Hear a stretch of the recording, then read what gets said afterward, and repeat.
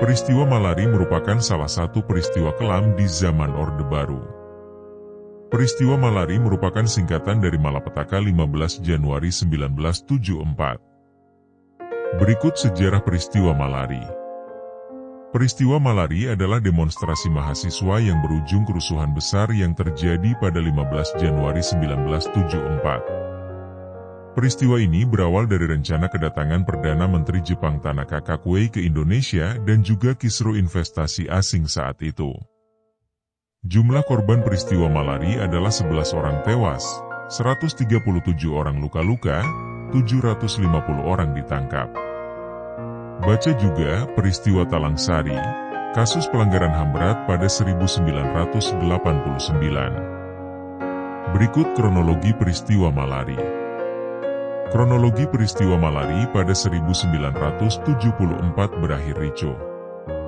Sejumlah gedung dan pusat perbelanjaan pun terbakar.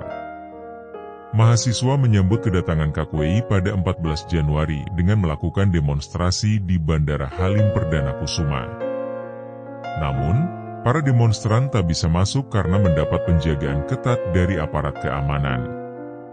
Keesokan harinya, mahasiswa kembali turun ke jalan untuk menuntut ketidaksetaraan penanaman modal asing yang menguntungkan kelompok tertentu, pemberantasan korupsi, dan tingginya harga kebutuhan pokok. Selain tiga tuntutan itu, mahasiswa juga menuntut dibubarkannya Asisten Penasehat Pribadi, ASPRI, Presiden Soeharto. Menjelang sore hari, aksi demonstrasi mulai memanas dan berakhir ricuh. Kerusuhan besar ini diduga terjadi karena provokator. Saat itu, terjadi sejumlah pengerusakan, pembakaran, dan penghancuran merek mobil Jepang. Kerusuhan yang semula terjadi di Jalan Sudirman meluas hingga ke Senen. Massa menjara dan membakar pusat perbelanjaan itu. Sejumlah gedung pun terbakar. Baca juga kronologi dan sejarah peristiwa Rengas Dengklok. Dampak peristiwa Malari.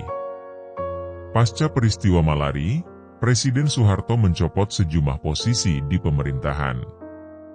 Aparat keamanan menyalahkan mahasiswa sebagai dalang di balik kerusuhan tersebut. Namun, mahasiswa menyanggah dan menyebut aksi yang mereka lakukan dari Salemba ke Grogol berlangsung damai. Setelah kerusuhan, Presiden Soeharto mengambil langkah dengan mencopot Panglima Komando Operasi Pemulihan Keamanan dan Ketertiban Jenderal Sumitro. Dia dianggap bertanggung jawab terjadinya kerusuhan dan korban tewas. Pencopotan juga menimpa orang-orang terdekat Sumitro. Kepala Badan Koordinasi Intelijen Negara, Bakin, Sutopo Juwono dicopot dan digantikan oleh Yoga Soegomo. Sementara Ketua Dewan Mahasiswa Universitas Indonesia yang saat itu menjadi penggerak para mahasiswa berdemonstrasi, Hariman Siregar dinyatakan bersalah oleh pemerintah dan dijatuhi hukuman penjara. Tuntutan pembubaran ASPRI tercapai. Lembaga Asisten Pribadi Presiden pun dibubarkan. Meski begitu, mantan pemimpin ASPRI Ali Murtopo dipindah tugaskan ke Bakin. Pasca peristiwa Malari, aparat keamanan menyebut mahasiswa sebagai dalang di balik kerusuhan tersebut. Namun, mahasiswa menyanggahnya, serta menyebut aksi yang dilakukan dari Salemba ke Grogol berlangsung damai. Setelah kerusuhan, Presiden Soeharto mengambil langkah dengan mencopot Panglima Komando Operasi Pemulihan Keamanan dan Ketertiban Jenderal Sumitro Sastrodihardjo. Ia dianggap bertanggung jawab terjadinya kerusuhan dan korban tewas. Gubernur DKI Jakarta Ali Sadikin menerima beberapa orang eks-tahanan Malari sebagai warga Jakarta, bertempat di ruang kerjanya. Perpustakaan Nasional RI, tak hanya Sumitro, Presiden Soeharto juga mencopot Kepala Badan Koordinasi Intelijen Negara, Bakin, Sutopo Juwono, yang digantikan oleh Yoga Soegomo. Sementara, Ketua DMUI Hariman Siregar, yang saat itu menjadi penggerak demonstrasi mahasiswa, dinyatakan bersalah oleh pemerintah dan dijatuhi hukuman penjara selama 6 tahun.